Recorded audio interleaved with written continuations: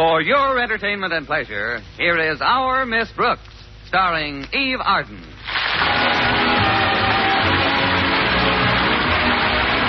time once again for another comedy episode of Our Miss Brooks, written by Al Lewis. Well, Friday fell on the 13th of the month, a day of caution for the superstitious.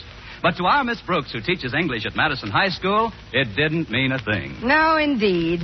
Even when my landlady told me at breakfast that our cat Minerva came home with 2 black kittens, I just laughed and said, Mrs. Davis, no. Oh, yes. They've just had our last drop of milk. But Minerva and I were always so friendly. She didn't say a word to me about this. Oh, the kittens aren't Minerva's. I don't know where they belong. All I know is that we can't afford to keep them. It would mean 2 more mouths to feed. You're right, Mrs. Davis. We've got enough trouble feeding the mouths we've got. Say, I've got an idea. We could leave them in the Snodgrass pet shop until we located the owners. Stretch's father has all sorts of things in his place. That's true. He even has Stretch. Good old Stretch. That boy certainly is a fine athlete. Yes, he is. Now, if there was only some way we could find to exercise his brain. Don't worry about the kittens, Mrs. Davis. I'll have Walter Denton drop them off at the pet shop on our way to school this morning. Good. And one more thing, Connie. Would you deliver this jar to Mr. Conklin when you get to school? Certainly, Mrs. Davis. What have you cooked up for our beloved principal? It's a secret concoction, Connie. My own recipe. It never fails. Good. How long does it take to work, and will they find out what's in it at the autopsy? It's just a remedy for hiccups, Connie. It contains nothing but juniper juice, oil of cloves, a dash of vinegar, some vanilla extract, a spoonful of baking soda. Tell me the rest after breakfast. Well, that's about all there is to it. But it's very good. Mrs. Conklin says it's just a nervous reaction. She called last night and told me he got the hiccups yesterday, just a few minutes after he found out that the superintendent of schools is visiting him this afternoon. Mr. Michaels? Why should he give Mr. Conklin the hiccups? Well, there's a new term starting, and it seems that Mr. Michaels wants to chat with Osgood about the way he's running Madison. You mean if Mr. Michaels finds fault with something, there's a chance that Mr. Conklin may not be... Oh, now cut it out, Connie. You're too old to live in a dream world. Oh, that's Walter Denton. Come in, Walter. I'd better go into the kitchen. I've got to clean those dishes I used for the kitten's milk. Why don't you let Minerva do the dishes? They're her friends. Hi, Miss Brooks. Did I hear Mrs. Davis mention kittens? Just some transient acquaintances, Walter. We're going to drop them off at Stretch's pet shop on the way to school. Oh, swell. Stretch will get a big kick out of them. He loves animals. All kinds of animals. I know. You've been friends for years, haven't you? I hope you're not superstitious, Walter, but these are both black cats, and today is Friday the 13th. Oh, that doesn't bother me, Miss Brooks. This is going to be a red-letter day in my memory. The day when the results of careful planning should be brought to fruition. Translation? Well, you've heard of Cure That Habit Incorporated, haven't you? You mean the outfit that helps people overcome alcoholism? Yes, ma'am. They got a big ad in the papers. You know, perhaps you or someone near and dear to you is a victim of this dread disease. Send for our instructive literature telling how you, too, can be cured. Well, day before yesterday, I sent for it. You, Walter? I always thought you were strictly a 2 Coke a day man. Oh, I didn't sign my name and address to the request. I printed the name of someone very near and dear to me. Who? Osgood Conklin. Walter, Mr. Conklin doesn't drink. Why, even on New Year's Eve, he just had fruit punch. His proudest boast is that he's a teetotaler. Well, that's the humor of it. When he gets all this stuff in the mail, he'll think that somebody somewhere doesn't believe that he doesn't drink. That thought alone should turn him purple. It'll probably be quite a picturesque spectacle. But I still don't think it's right, Walter. Does Harriet know about this rib? Of course not. She's his daughter. She likes Mr. Conklin. Well, she's bright in other ways. Now, come on, Walter. We've got to get started for school if we're going to drop those kittens off. Okay, Miss Brooks. Oh, one thing before we go. Everything I've told you today is strictly confidential. And not that I'm asking for an oath of secrecy or anything. I know that I couldn't possibly feel the admiration and respect for you that I do feel if I thought you'd rat on me. I mean, betray my confidence about this joke that I'm pulling. Well, don't worry, Walter. Your secret is safe with me. Miss Brooks, that statement makes me feel warm all over. Really? Sure. In a dangerous practical joke like this, it's great to know that somebody else is in it with you up to her ears.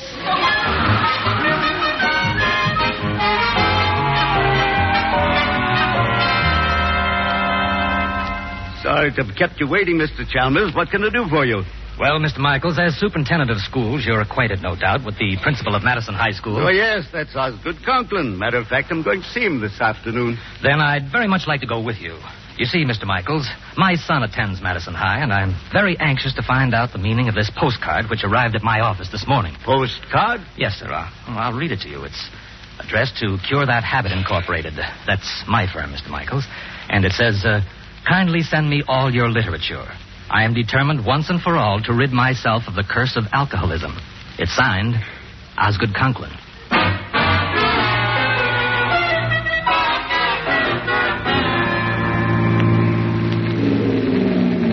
Here we are, Miss Brooks.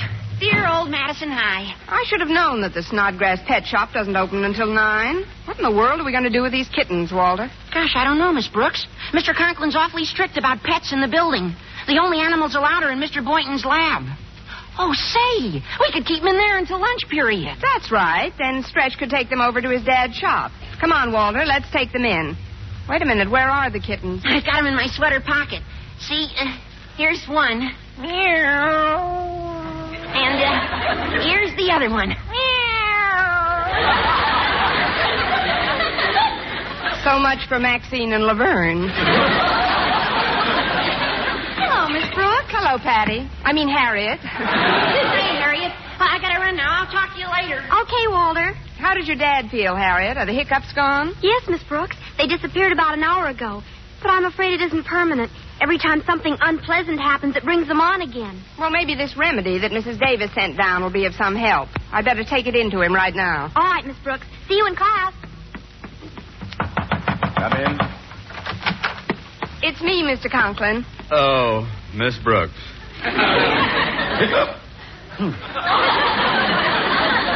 Well, they're back. Who's back?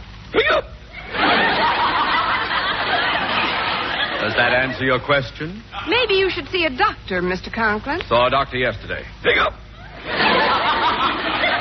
Told me to relax, and they go away. Relax.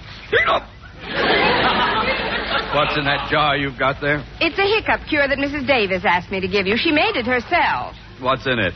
Nothing but juniper juice, oil of cloves, a dash of vinegar, some vanilla extract, and baking soda. I'd rather have the hiccup. Mr. Conklin, if you haven't got anything else handy, maybe you ought to try some of Mrs. Davis's remedy. Well, I might take just one swallow of the stuff. Give it here. Well, Mr. Conklin, what does it taste like? Well, it tastes like hiccup. Like hiccup. Like. What's the difference as long as it does the job?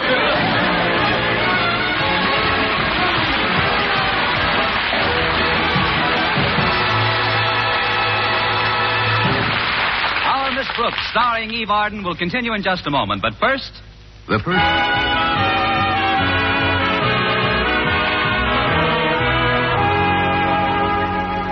Well, after giving Mr. Conklin an antidote for Mrs. Davis's hiccup remedy, I returned to my classroom and whiled away the hours before lunch by teaching a bit of English. Promptly at noon, I found myself, by the amazing coincidence which occurs daily, at Mr. Boynton's biology lab. Come in. Oh, it's you, Miss Brooks. I'm glad you dropped in. Very glad indeed. Honestly, Mr. Boynton? I should say so. You've got to get these cats out of here. No, don't worry about that. Walter Denton has asked Stretch to pick them up and take them to the Snodgrass Pet Shop. Oh, good. Where are they, Mr. Boynton? Well, I had to keep them over here in a separate cage, away from the white mice. They were pretty upset. Cats do that to mice as a rule. Well, here they are.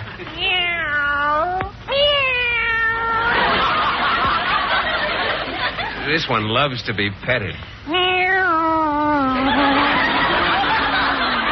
So does this one, for that matter.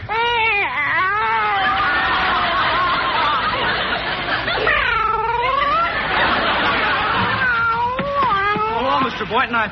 Excuse me, Miss Brooks. I didn't mean to interrupt. Oh, that's all right, Stretch. Oh, I don't mind waiting if you want to finish your song.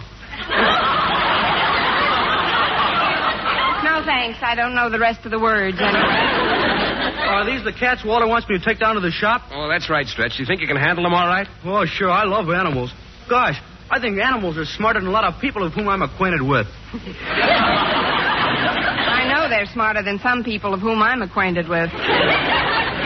Before I take the cats, Mr. Boynton, I'd like to talk to you about a swap. You got a bullfrog in here I'd like to show my dad. Well, you don't mean my pet McDougal. Oh, no, sir. I know you wouldn't let Mac out of your sight. I mean this big fella over here. Hiya, boy. Hiya, big fella. See? He knows me. Say more, fella. He certainly talks your language. If you'll let me have him, Mr. Boynton, I'll give you Clarence. Clarence? I got him right here in my pocket. There he is. Don't be scared. He's perfectly harmless. Isn't he, Mr. Boynton? Well, yes, of course. It's completely non-poisonous, Miss Brooks. This little creature's a milk snake. That's right, Miss Brooks. Just a little old milk snake. Must take a pretty shallow bucket.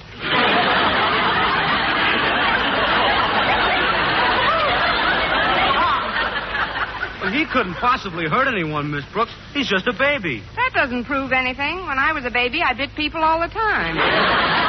Take him away, Stretch, please. Well, yes, Stretch. You keep the snake and take the frog along, too. Gee, thanks, Mr. Boynton. I'll take awful good care of him. Don't forget the kitten, Stretch. Well, I won't.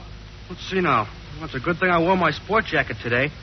I can put the kittens in the side pockets, the frog in an inside pocket, and Clarence in my breast pocket. Too bad you're not a kangaroo. You could give me a lift to the cafeteria.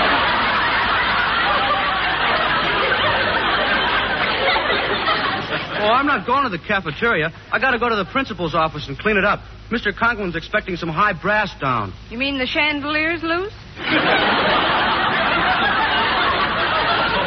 No, ma'am. The superintendent of schools is coming here. And that reminds me, Mr. Conklin says that you should inspect his office as soon as I get through and see that everything's spick and span. Me? That's right, Miss Brooks. Well, I better get going. Thanks for the keen frog, Mr. Boynton. Oh, you're welcome, Stretch. See you in a little while, Miss Brooks. Oh, that's just dandy. Now I won't be able to accept your charming invitation to lunch, Mr. Boynton. What invitation? Oh, you mean to lunch? Gee, Miss Brooks, maybe you could have a quick lunch with me and then inspect Mr. Conklin's office. I hate to disappoint you, Mr. Boynton, but that's just what I'm going to do. The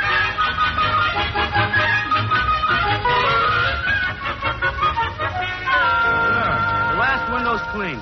Mr. Conklin's office looks neat as a pin. Don't you think so, Miss Brooks? Let's see. Yes, it looks very nice, Stretch. Mr. Conklin should be very pleased when he gets back from lunch. Oh, I hope so. Now I'll put my jacket back on and get these animals back to the... Hey, wait a minute. They're gone. Who's gone? Everybody. Kittens, the frog, and the snake. They must have crawled out of my pockets when I put my jacket down. Oh, no. Well, they must be in the office somewhere. We've got to find them before... Well, let's see how the place looks. Mr. Conklin. You've done a very nice job, Stretch. Well, thanks, Mr. Conklin, You can but... run along now. Miss Brooks, you will stay here and help me find some papers. Yes, sir. But, Mr. Conklin... I've already thanked you, Snodgrass. Now go. Now then, Miss Brooks, I've been trying to locate the semi-annual report I made to the Board of Education 6 months ago. Will you kindly look in the top drawer of my desk while I try the closet here? Very well, Mr. Conklin. It's not in there. You hardly looked, Miss Brooks. I saw enough. Not in here either. Oh, it must be in this drawer. Let me look for myself. You were right, Miss Brooks. There's nothing in there but a cat. Well, maybe it's in this other drawer. No, just another cat. Well, in that case, I'll simply have... Just another cat!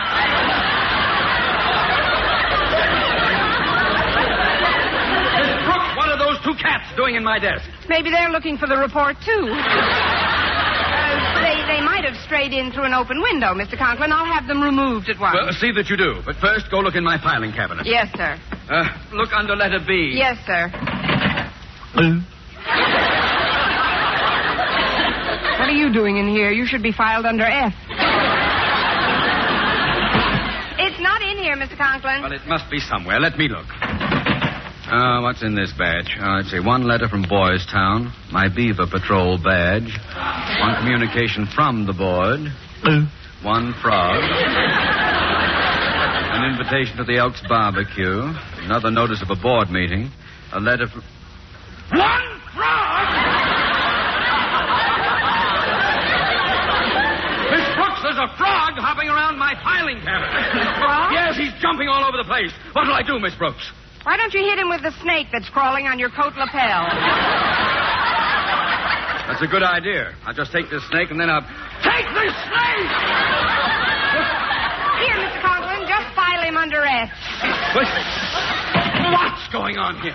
Miss Brooks, look! Look, this mark on my hand. That snake bit me. I'm poisoned. Oh, but Mr. Conklin, he I've got to be inoculated. Quick, take me to the first aid room.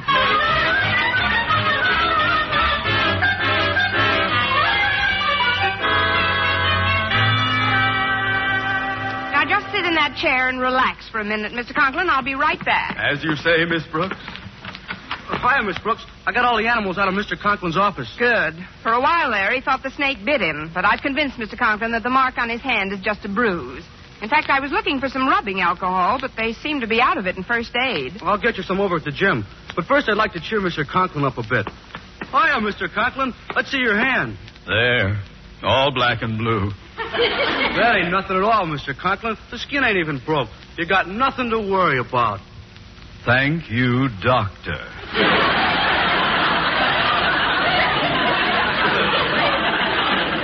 Now that there they are again. Oh, don't worry about them, Mr. Conklin. I didn't expect you'd be concerned, Miss Brooks. Well, frankly, after hearing nothing but mouse and all day, it's a relief to hear a... Oh, I know a sure cure for hiccups, Mr. Conklin. Now, just sit back in that swivel chair for a minute. I am sitting back. Swell. Now the idea is to start spinning you around slowly. Yeah, Stretch, stop that. But never fail. Stretch, you mustn't spin Mr. Conklin like that. I know, we gotta spin him faster. Oh, no, Stretch. Let go of me. Stop this at once, you hear me? Stop it, I said. Stretch, stop. There. Daddy, I've been looking all over for you. Who are these girls who just came in? It's me, Daddy. Harriet. Oh, Mr. Michaels is waiting for you in your office. Oh, thank you, Harriet. Just get up and... Oh, I can hardly stand. I'm so dizzy. Maybe you ought to spin around the other way for a while. Well, let me help you, Mr. Conklin. I'll deal with you later, boy. Meanwhile, Miss Brooks, you go ahead and tell Mr. Michaels I'll be right there. I'll lean on Harriet and Stretch until I feel a little stronger.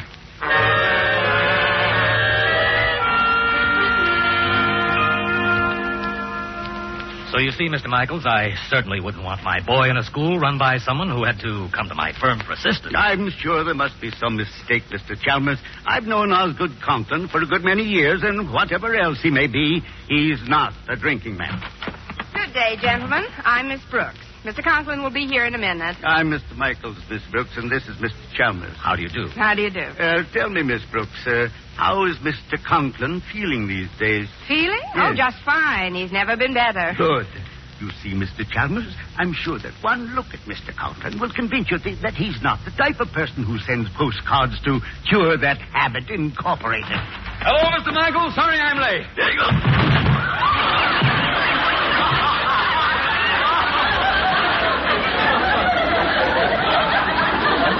Let me help you up, Mr. Conklin. I must have tripped, Mr. Michaels. And who are these gentlemen with you? These gentlemen are Mr. Chalmers. Shake hands with the one in the middle. Pleasure to know you, Mr. Chalmers. Don't look now, but that's Mr. Michaels. Here's Mr. Chalmers. Oh, of course. Glad to shake your hand, Mr. Chalmers. You're shaking his umbrella. What seems to be the matter, Mr. Conklin? Having trouble with your vision? Yes, that's it. I broke my glasses this morning. Well, I'll get over here and sit down at my desk. Michaels, look at him stagger. Incredible. Miss Brooks, you said Mr. Conklin never felt better. That's right. You should have seen him an hour ago. Boy, what hiccups. Hiccups? Yes. I always get them when I'm startled. And what, may I ask, startled you? He opened his desk drawer this morning and saw a cat in it. Tell me, Mr. Conklin, in which drawer did you see the cat? Well, the first cat I saw was in this drawer. In this drawer, Mr. Conklin? No, there's another cat in there. was the one in here that startled me. Would you mind showing us your cats, Mr. Conklin? Not at all. They're right here in these drawers. Why, they're gone. They come and they go, Mr. Conklin? Miss Brooks, where are the cats? They disappeared right after I took you to first aid. But he really did see them, gentlemen. Indeed. The next thing you'll be trying to tell us is that he found a bullfrog in his filing cabinet.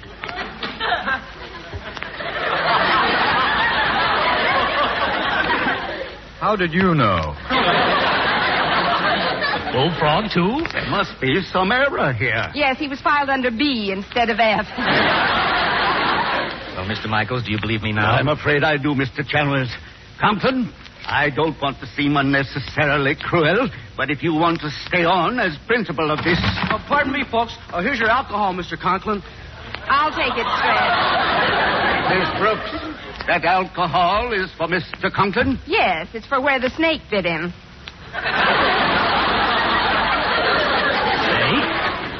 Yes, of course, it really didn't bite him. He just thought it did. So you saw a snake, too, Mr. Conklin? Yes, I did, right on my lapel. Although I'm told that he's not poisonous, snakes still give me an extremely unpleasant feeling. I assure you that if I ever see him again, I'll... Wait a minute. There he is under your chair, Mr. Chalmers. Look out. I'll get him this time. I'll get him.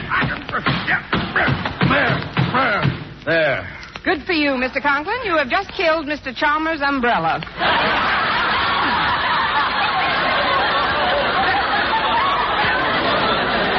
Getting out of here. This man is dangerous. I'll go with you, Mr. Chalmers. As for you, Mr. Conklin, I'll talk to you again when you're sober. Sober? Mr. Chalmers here is the head of Cure That Habit Incorporated. Oh, no. This card he received yesterday will explain why he called on me this morning. Good day. Cure This Habit Incorporated? What has that got to do with me? Miss Brooks, read this card for me. It says, kindly send me all your literature. I am determined once and for all to rid myself of the curse of alcoholism. And it's signed Osgood Conklin. Poor soul. Any man who has to resort to writing in it. Osgood Conklin! I know you didn't write this postcard because I know who did. But it was only a little Friday the 13th joke, and I'm honor bound not to mention who did it. Oh, you are. Well, Miss Brooks, such loyalty is worthy of a better fate than the one under which you are about to crumble. You see, you and I have traveled the road of learning together for some time now. It hasn't always been a smooth road, but it's been our road, Miss Brooks. Now, do you know what's in store for you? I believe I do, Mr. Conklin. Pass me the rubbing alcohol. The rubbing alcohol? Yes, I might as well have one for the road.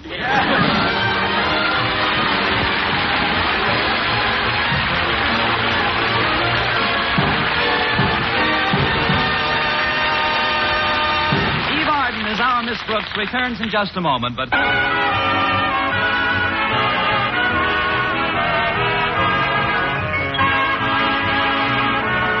And now, once again, here is our Miss Brooks. Well, much to my surprise, Mr. Conklin didn't dismiss me on the spot.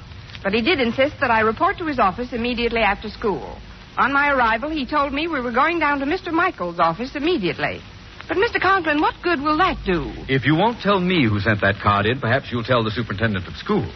Now, wait, right where you are, Miss Brooks. I'm going to get my hat and coat out of the closet. Yes, Mr. Conklin. Hiya, Miss Brooks. Gee, I'm glad Mr. Conklin's not here. Walter, wait a Look minute. at this. Here's an ad for another one of those liquor cures I'm going to sign his name to. Boy, I wish I could see his face when he finds out about this one. I'll bet he'll be positively purple. Oh, purple isn't the word for it. Old Marblehead will turn all the colors of the rainbow.